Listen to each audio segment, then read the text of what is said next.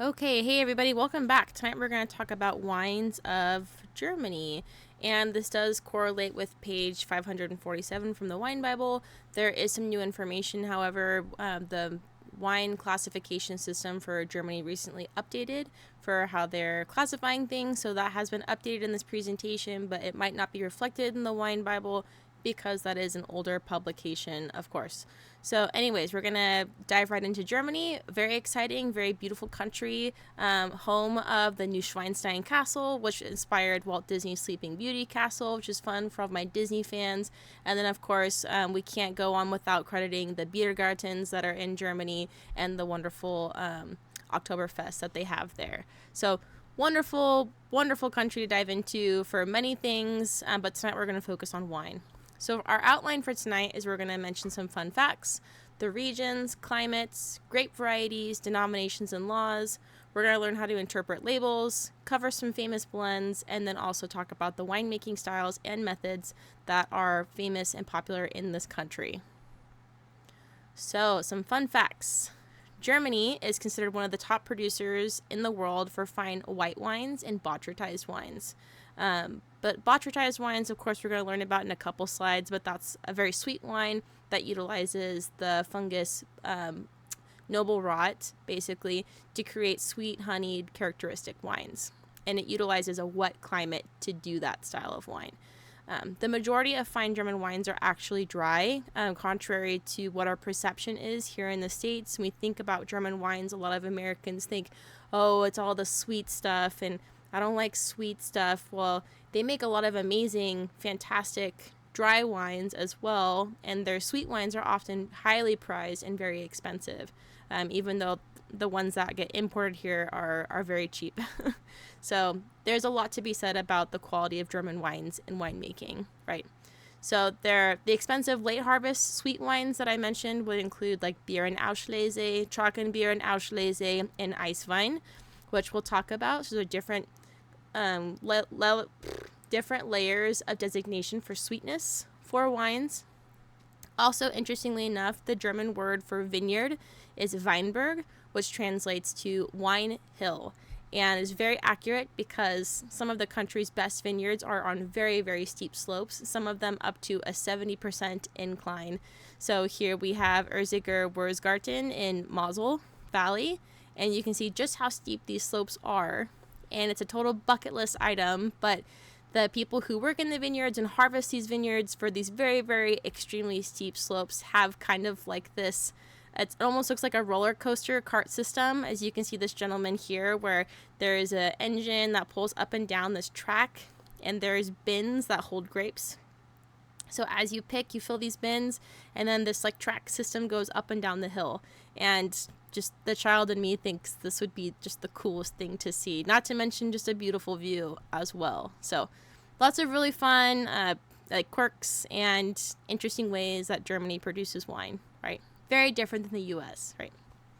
Okay, so overall there are 13 wine regions in Germany, but we'll focus on 4 today. So we have the Mosel, the Rheingau, the Pfalz, and then we're also going to talk about Franken today as well. So Mosel here is this turquoise blue color, goes over towards Luxembourg and comes up towards this river here. Then we have the Rheingau, which is this region just south of the Mosel here. The Pfalz is south of that. It's this purple region. And then Franken is more inland. It is this kind of coral orange color here. It's kind of speckled throughout. So there's a lot more to discover, of course, but there's only so much we can cover in our presentation. Okay, so varieties grown and produced in Germany. Some of these are native to Germany, but not all of them are. The most common one that we always hear and talk about is Riesling.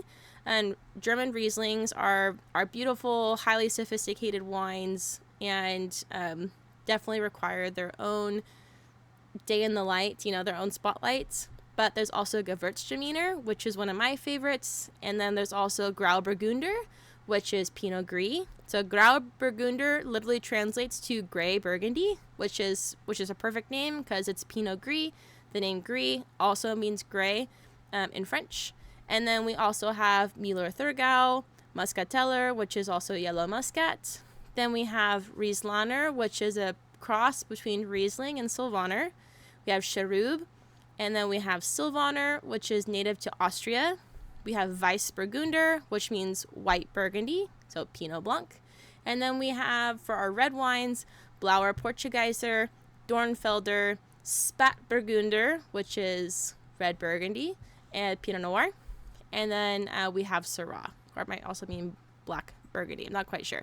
But anyways, very fun how the translations are very literal in Germany. And that's what they reference their varieties as. Okay, climate in Germany. Overall, the grape growing regions are considered cool continental climates. So they have moderate summers and long growing seasons. With this, we have less sugar, low alcohol, high acid wines, which are we typically see for a lot of Rieslings and white wines. We see a lot of vibrancy, high acid, just kind of like piercing kind of wines.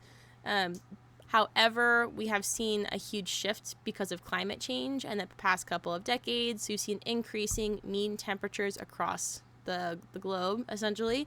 So we're having a lot of warmer summers and warmer climate overall in Germany, and there's been a lot of talk amongst producers about what they're going to do about that and how they will change, essentially, right? And we might have mentioned in class before that we've seen such a change in climate that regions across the world that haven't previously been known for grape growing are now entering the field of play. So the United Kingdom just won best sparkling wine, and they outscored Champagne region of France, which is kind of like mind-boggling. But it's interesting to see what's going to happen, right? So we do have a link here about the climate change in Germany, how it's affecting their vineyards, and how their styles of wine will have to change as a result of that, if you're interested in learning more. Okay, so the first region we're going to talk about is the Mosel. This region surrounds the Mosel River, of course. It's a river surrounded by extremely steep slopes, so this is one of the very steep regions, about a 60-degree climb. These are the steepest slopes for German vineyards in almost all vineyards around the world. This makes these vineyards very dangerous to work in. When you have slopes that are this steep, you cannot use any type of tractor, mechanization. I mean, the only mechanized thing that you can use is the trolley system to get in and out of the vineyard, essentially, right?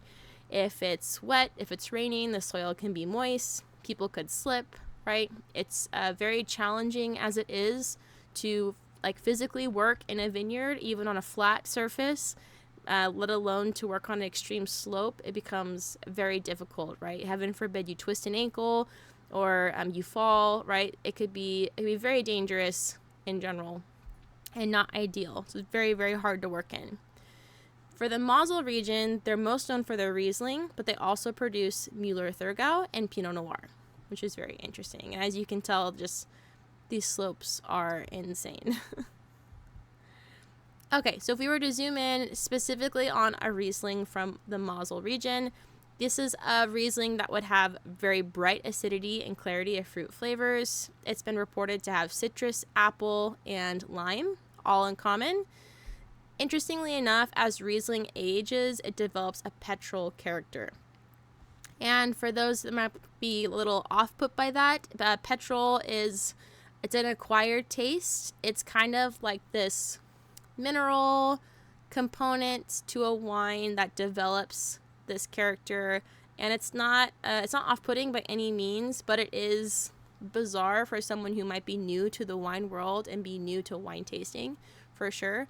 And they develop more of this petrol character as they age. So if this is something that you're trying to avoid in a Riesling, drink one that's more younger, has a more recent vintage on it. The older ones will develop it over time, right?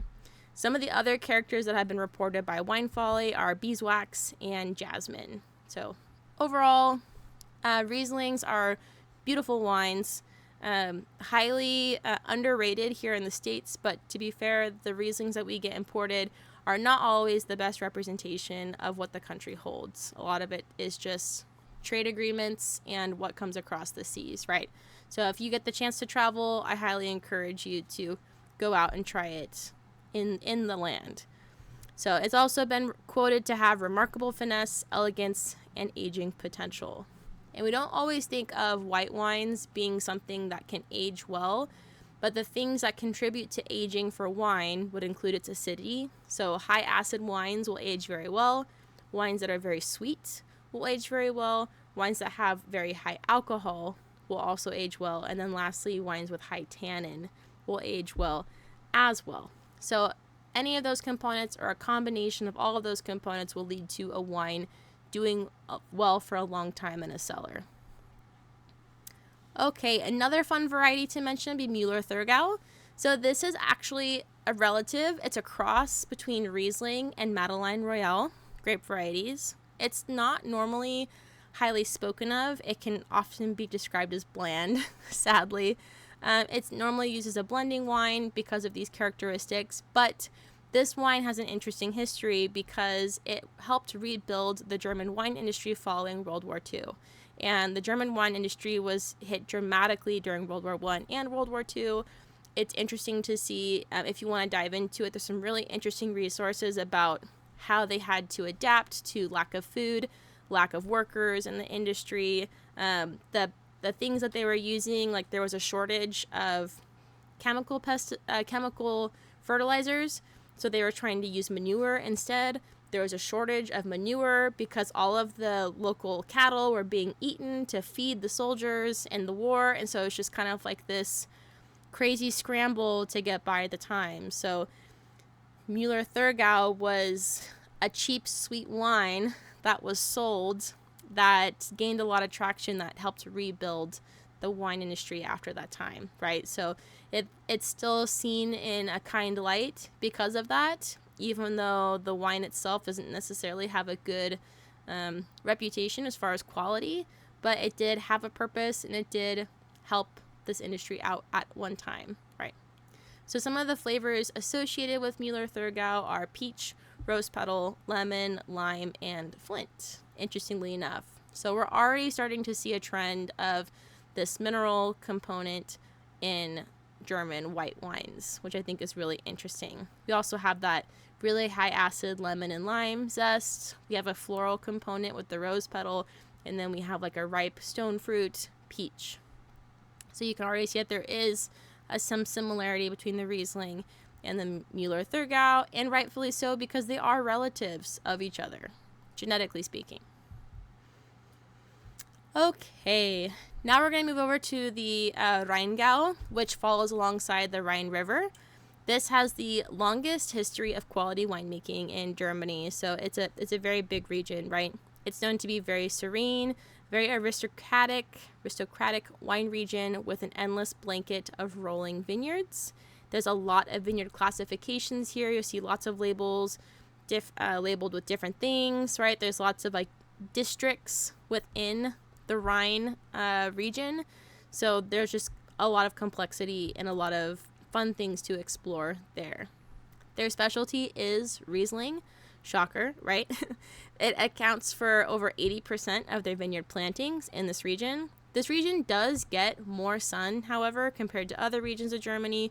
So we get wines typically fuller body, greater ripeness, and this will give way to designations like Spätlesen, Auslesen, Beerenauslesen, and Trockenbeerenauslesen. So we'll learn more about those designations for the ripeness of grapes and also the sweetness of wines as we continue in this presentation. But Germany has a very, very well tiered and complex system for how they describe their wines on their labels for consumers' knowledge. So, very cool. Next, we're going to look at the Pfalz. Pfalz is derived from the Latin word platanus, meaning palace. This is one of the most exciting and inventive wine regions in Germany. It contains a wide range of soil types and the varieties that are grown there. It's technically part of the Rhine, but the vineyards do not sit on the river, so it's not a part of the same designation for that reason, right? The wines from this region are far less severe than others. They're more southerly than other regions with more sunlight and ripeness in the fruit. So this could mean less severe, as in less acid and less of that like piercing intensity, right? So here we have Riesling, Gewürztraminer, Weissburgunder, and Spätburgunder. So Pinot Gris, Pinot Noir, Gewürztraminer, and Riesling. So Gewürztraminer. This is again another white wine that has been imported into the US and has been just like, the stereotype is just a cheap, sweet, florally, smells like your grandma's soap wine, and that is just such a poor representation that's been developed over time. It's a very aromatic white wine. It has a beautiful character. It makes for a very good sweet, semi-sweet, and dry white wines. And it's got a very beautiful berry color. The berries are actually pink and rosy in nature. You can actually smell the aromatics on the fruit. If you eat the grape, Gewürztraminer, you get all these characters in the grape. It's like one of the most expressive grapes out there, right? I just love it so much. And its characters are unlike anything else that we produce in the world. So we have flavors such as lychee, rose, grapefruit, tangerine, and ginger. So, like I said, just a fantastic wine, highly underrated here in the States, but produces just fantastic, fun wines. We also have local winemakers that highly love this grape. Paul Bush from Madronia Vineyards is often saying that if he could choose his last meal, it would be some Thai food with a dry Gewürztraminer. And I think that's just a fantastic pairing. So don't be shy. Don't be shied away from Gewürztraminer. Okay, next we're going to talk about the Franken or the Franconia wine region. This is the region that my family is from. The region is known to make the best Sylvaner in the world. It's a smaller W-shaped wine region east of the Rheingau region. The climate here can be very severe. There's lots of frost damage. Harvest yields fluctuate greatly every year. So there's just a lot going on. And I'm just going to take a step back so we can take a look at the map one more time. So the Franken region is right here. So it's a little more somewhat central, central south slightly of Germany here. We were just in the Pfalz and the Rheingau and the Mosel, right? So we were sticking pretty close to the western border of Germany. Now we're kind of in central south-ish Germany, also located along a river here, but different climate and different wines for sure. The interesting thing about the Franconia wine region is that there is a very specific type of bottle shape that is popular in this region and this region only of Germany, and it's called the Boxbeutel. It's a traditional bottle shape, and most commonly you'll see Sylvaner in it, and that's because a lot of Sylvaner is made in that region, of course, right? So Sylvaner is a very special, unique grape variety. It's people who like Pinot Gris typically like it a lot. It has been quoted to have lots of peachy notes and subtle herbal flavors. If you don't take care of your vineyard well, it can become bland if it's overcropped, but that's the same to be said about any grape variety, honestly. Some of the notes that have been documented by Wine Folly have been peach, passion fruit, orange blossom, thyme, and flint. So again, very interesting when we see this this line throughout all of the German white wines of a mineral character and a floral character, and then some kind of fruit as well, right? So lots of similarities between these wines for sure. Generally speaking, this is a dry wine, medium to light body, no tannin, medium to high acidity, and a relatively low alcohol, or just general white wine, 11.5 to 13.5% ABV, right? And the Sylvaner that's made in the part of Germany that my family's from, you can find it with a screw cap, but you can also find a lot of German producers like to use glass corks. It's a piece of glass with a plastic rubber seal on it, and it's an alternative, so you don't have to use a natural cork. It seals the wine just fine, but it becomes a It's more sterile than regular cork. You don't have to worry about cork taint or anything like that. But it's one of the few regions that I've seen the glass topper be utilized until recently. Now it's become more popular in other areas. Okay, so now we kind of covered some regions and some of the top varieties. Now we're going to dive into the German wine laws and classification systems. So this is a relatively new classification system. I know they've been working on it since 2019 or 2021, and now it will be officially set in full motion as of 2026.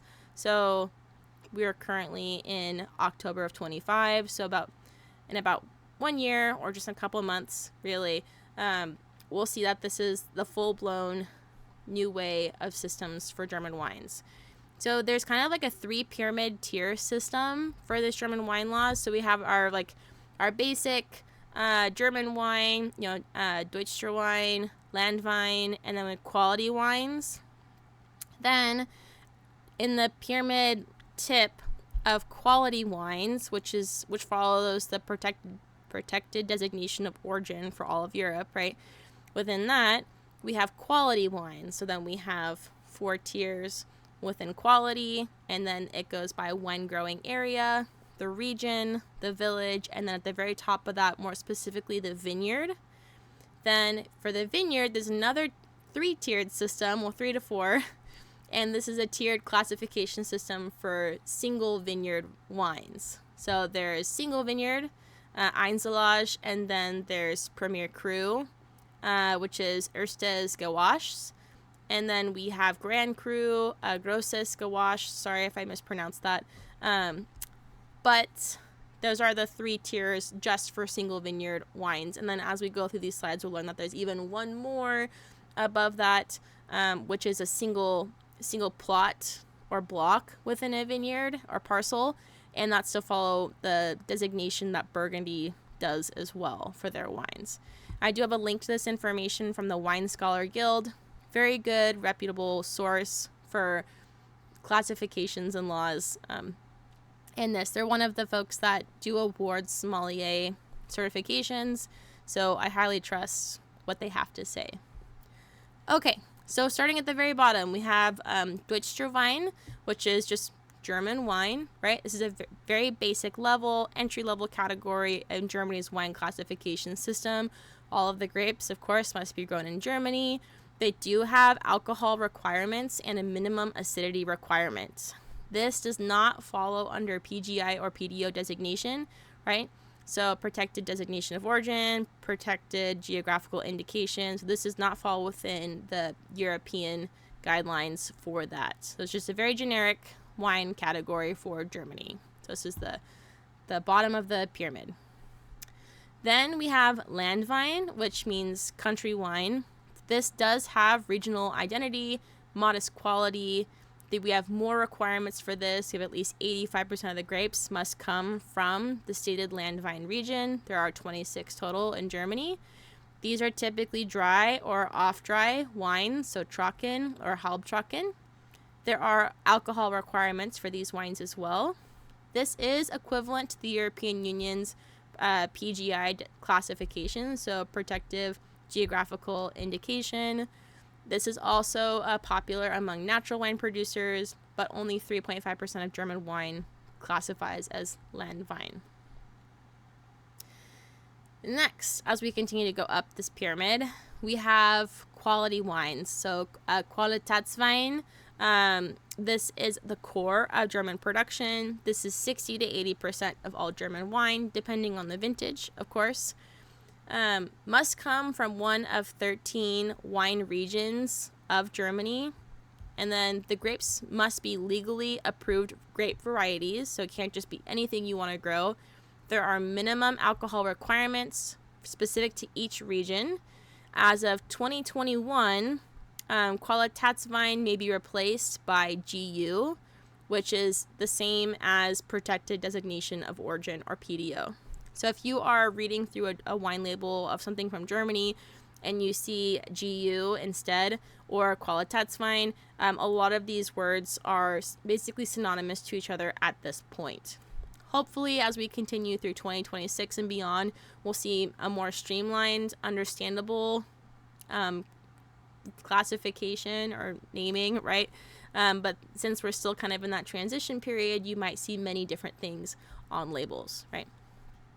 Okay, and then Qualitätswein indicates a controlled origin and quality standard, of course. Okay, so now that we've finished our first pyramid, now we're going to move over to the pyramid within quality wines, right? So there are tiers of the quality wines specifically. So we have wine growing area, which is Auenbaget. I just practiced this. I'm not going to pronounce it for fear of butchering it, but the wine growing area, there's a German word for it here. Then we have region, which is Bereich, and then village, which is Ort, and then vineyard, which is Lage. So you can see how it goes from a more broader sense to a more specific place of where these grapes are grown. So you have your wine growing area, your region, your village, and then your vineyard. So very similar to what they do in Burgundy specifically. You can already see that there's a lot of similarities here. So now that we've done the tiers of quality wines, now we're going into the very top here, which is just vineyard. Here we are, right? And we've just surpassed protective designation of origin, and we are in vineyard. Now we're going to go to the very top of the vineyard pyramid, and these are tiers of vineyard quality specifically. So this is the very, very top last section. So part 1, starting at the bottom, is single vineyard, which is Einzelage. This is the foundation of the new system that's going into place. This refers to wines from a single vineyard site. There is a minimum ripeness level. There's additional regional requirements that may apply, and this represents the first step towards single site quality recognition, which is a big deal. Then we have the Premier Cru, which is next up on the pyramid, and this is an elevated single vineyard wine.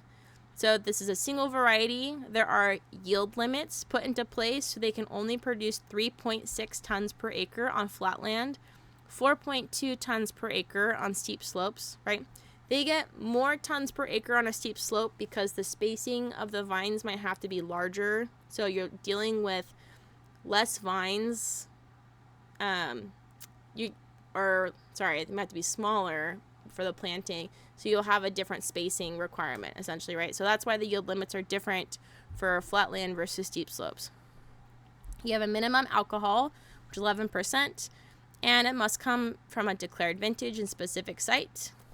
It has to be dry, and it must pass a sensory evaluation by an official tasting panel, and it has a requirement on when you can release it. So you can't release it any earlier than March 1st of the following vintage. You have to wait till after March 1st to release this wine.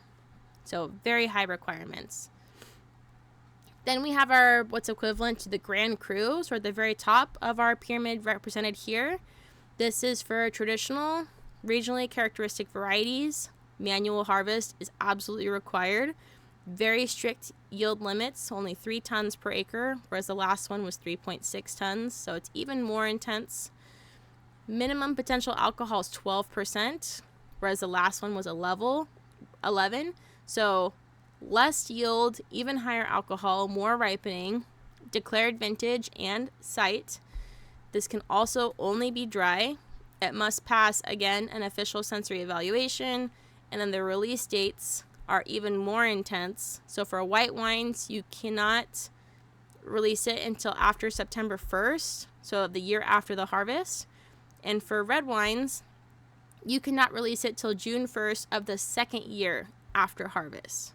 So aging requirements, yield limits, alcohol, sensory evaluation. It's a very intense process for these Grand Cru wines, right? Then to place one level on top of that, there's mention of a Gewähren or Cadastral Vineyards precision labeling, and this would be just one step above that, which would list specific parcels within a vineyard. So these parcels would be recorded in an official vineyard register, and this would definitely mirror the Germans' movement towards a Burgundy style precision and terroir labeling. So as you can see, Germany is making huge steps to showcase that their wines are much, much more than just these sweet, cheap wines that are imported into the United States. They have high quality wines. They're making huge efforts to categorize that and classify that so that way the world around them knows exactly what's going on. Okay, so a lot of information about classification, but there's also a whole nother classification for categories of ripeness and the grapes harvested. So traditionally, it used to be somewhat difficult to ripen grapes in Germany because it was cold, right? Cooler summers that are very mild just makes it difficult for those sugars to be produced. And if you have steep hills, depending on your orientation to the sun, how much sun you get during the day might be limited, depending on where you grow. So there is a designation for the ripeness of grapes at harvest. Then there's also a designation for the sweetness of the wine that you're about to drink. So the ripeness of the grapes at harvest are as follows. So we have Cabernet, which is grapes picked during normal harvest. We have Spätlese, which is harvested later. Then we have Auslese, which is select bunches of exceptionally warmer years. Then we have Beerenauslese, which is select berries of noble rot bunches, and that's where we get that that's where we get that one style of wine that is botrytized wines. That's the one they mentioned at the very beginning. So noble rot is what creates botrytized wines. Okay, so that is the Beerenauslese. Then we have Trockenbeerenauslese, which is sometimes just referred to as TBA. This is the richest, rarest, most expensive German wine. So they only use raisins on the noble rot bunches. So it may seem like counterintuitive if you're new to the wine industry, like, wow, why would a rot be considered higher quality? Well, it's called noble rot and it doesn't sound great, but it's this fungus that concentrates the sugars and changes the flavors. It's by no means going to make you sick. A lot of the products, high quality products that we eat, utilize mold and fungus, like cheeses. Blue cheese is a classic example of a cheese that's utilized some kind of microorganism to create new flavors and aromas and give it that really interesting blue color, right? So there are lots of these things that aren't going to make you sick, so you don't have to worry about that, right? So look more into it if you're interested. But they make fantastic wines, and to make them right, they require a lot of labor and a lot of work to bring out those high quality wines, right? So that's TBA, Trockenbeerenauslese. Then we have another type of wine, which is called Eiswein, which we call in the States ice wine. And this is when the grapes are actually left out to ripen, and then they are picked once it freezes at night. And when it freezes at night, the water inside the grape freezes first, and what's left behind is like pure sugar solution. So they harvest it frozen, they press it, all that juice comes out, and then they end up fermenting it part way to create this ultra sweet specialty late harvest dessert wine. So that's Eiswein. Okay, in addition to that, categories of sweetness for a bottle that you might purchase, right? So if you are looking to purchase a German wine that is dry, right, you're going to want to look for Trocken here. So this is a label term for wines that are bone dry, so less than 9.9% residual sugar. Then we have Halbtrocken and Feinherb. This is half dry, so less than 1.8% residual sugar. Then we have Lieblich or mild, some sweetness, up to 4.5% residual sugar. So hopefully this can help you navigate some of the wine labels and understand exactly what type of wine you're getting into, right? Okay, how to interpret labels from Germany. So here we have a picture of a wine label, and this is Selbach Oster. So we can tell right from the top here that this is the producer. The vintage is 2006. The Zeltinger Schlossberg is the village/vineyard. The region is Mosel, right, in the Saar district. Then we have the variety, which is Riesling. It's a Riesling Cabernet. So the harvest ripeness is a Cabernet. And then we also have an AP number at the bottom, which is a certified quality designation. So for Cabernet, so these are grapes that were picked at a normal harvest for this wine. Okay. Not any mention of the sweetness level in the wine, but you could pretty much assume that, actually I'm not sure if this would be sweet or dry necessarily, 9.5% alcohol.